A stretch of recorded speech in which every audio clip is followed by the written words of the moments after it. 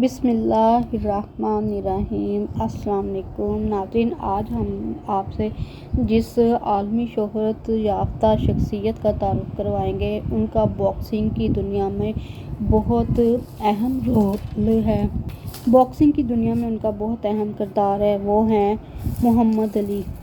محمد علی 17 جنوری 1942 کو امریکہ میں پیدا ہوئے۔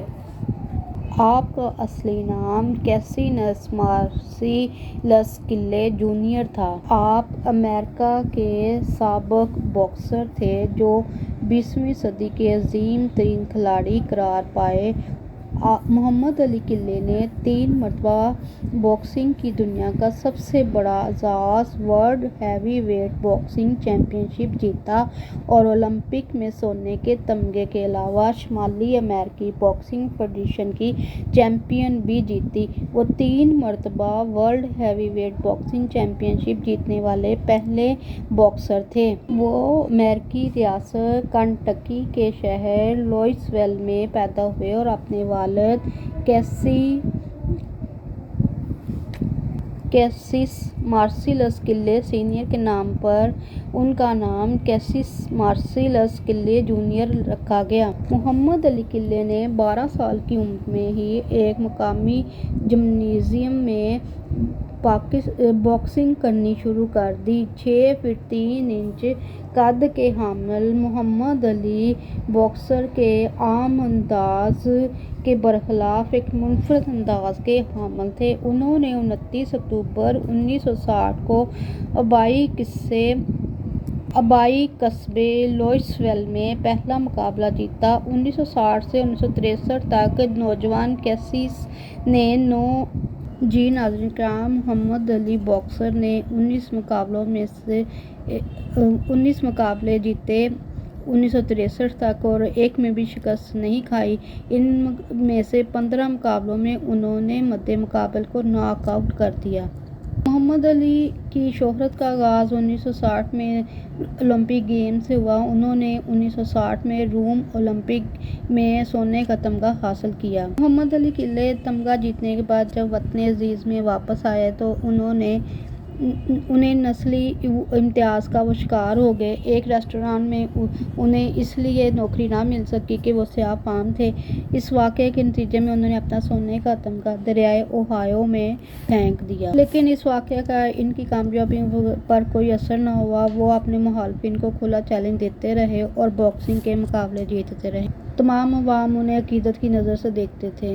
فروری 1964 میں محمد علی کلے نے باکسنگ میں اس وقت کے عالمی چیمپئن سونی لسٹن کو کھلا چیلنج کیا اور انہیں ایک مقابلے کے چھٹے راؤنڈ میں شکست دی۔ اس کے بعد انہوں نے مسلسل 7 مقابلوں میں اس وقت کے مایہ ناز باکسروں کو زیر کیا۔ اس مقابلے کے بعد انہوں نے نیشن آف اسلام میں شمولیت اختیار کر لی اور اپنا نام محمد علی رکھ لیا۔ محمد علی کا کہنا تھا کہ کیسینس کلے ایک غلامانہ نام تھا۔ جنگ ویتنام کے دوران محمد علی کلے نے امریکی فوج میں شامل ہونے سے انکار کر دیا، جس کی وجہ سے انہیں ان کے اعزاز سے محروم کر دیا گیا اور 3 سال کی سزا دی گئی۔ بعد میں سپریم کورٹ نے عوامی احتجاج کو مد نظر رکھتے ہوئے انہیں سزا سے مستثنی قرار دے دیا۔ انہوں نے اپنا کیریئر دوبارہ شروع کیا، لیکن ان کی باکسنگ میں وہ کشش نہیں تھی جو پہلے ہوا کرتی تھی۔ جو فریزر نے انہیں شکست دے دی، لیکن 2 سال کے بعد محمد علی نے اپنا بدلہ لے لیا۔ جو فریزر اور محمد علی کا یہ مقابلہ باکسنگ کی تاریخ کے عظیم ترین مقابلوں میں شمار ہوتا ہے اور فائٹ آف دی سینچری یعنی صدی کی بہترین لڑائی کے نام سے بھی مشہور ہے۔ انہوں نے 1974 میں جارج فورمین کو شکست دی اور پھر ایک بار اپنا کھویا ہوا مقام حاصل کیا۔ اس وقت ان کی عمر 32 سال تھی اور وہ اس اعزاز کو پھر سے جیتنے والے دوسرے شخص تھے۔ 1975 میں محمد علی نے نیشن آف اسلام چھوڑ کر باقاعدہ اسلام قبول کر لیا۔ اس سال منیلا فلپائن میں پھر سے محمد علی کا مقابلہ جو فریزر سے ہوا، جس کا کہنا تھا کہ انہیں محمد علی سے نفرت ہونے لگی ہے۔ 14 راؤنڈ کے بعد محمد علی نے فتح حاصل کی اور شہرت کی بلندیوں پر پہنچ گئے۔ لیکن 1978 فروری میں محمد علی کو ایک زبردست دھچکا لگا جب وہ لیون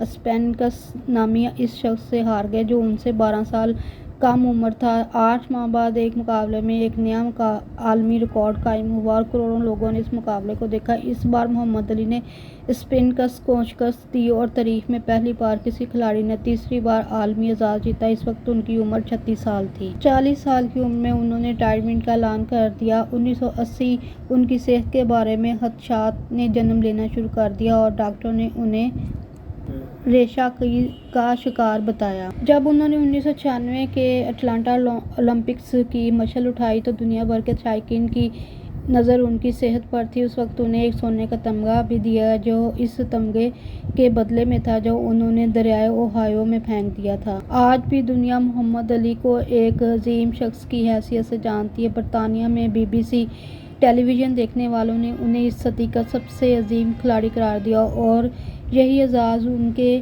امریکی رسالے اسپورٹس السٹریٹڈ سے بھی ہے۔ محمد علی قلعے کئی برسوں سے بیمار ہیں لیکن انہوں نے اپنے فلاحی کاموں کو نہیں چھوڑا۔ انہوں نے اپنے آبائی قصبے میں 6 منزلہ محمد علی سینٹر قائم کیا۔ ایک مشہور شخصیت، ایک باغی، ایک کامل مسلمان، حقوق انسانی کے علمبردار اور ایک شاعر، جس نظر سے بھی دیکھا جائے محمد علی نے ہمیشہ کھیل، نسل پرستی اور قومیت کو شکست دی اور ایک وقت ایسا بھی آیا جب محمد علی پورا عرض پر بلا شبہ سب سے زیادہ شہرت یافتہ شخص بن گئے۔ باکسنگ میں محمد علی کی زندگی 20 سال رہی جس کے دوران انہوں نے 56 مقابلے جیتے اور 37 تک ناک آؤٹ سکور کیا، لیکن دنیا ہمیشہ انہیں ایک عظیم شخص کے نام سے یاد رکھے گی۔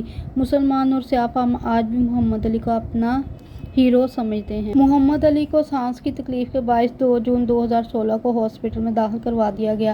ابتدائی طور پر ان کی حالت کو تسلی بخش قرار دیا گیا، تاہم اگلے دن محمد علی کی حالت بگڑ گئی اور اس کے بعد ان کی حالت بہتر نہ ہو پائی۔ 3 جون کو 74 سال کی عمر میں انہوں نے وفات پائی۔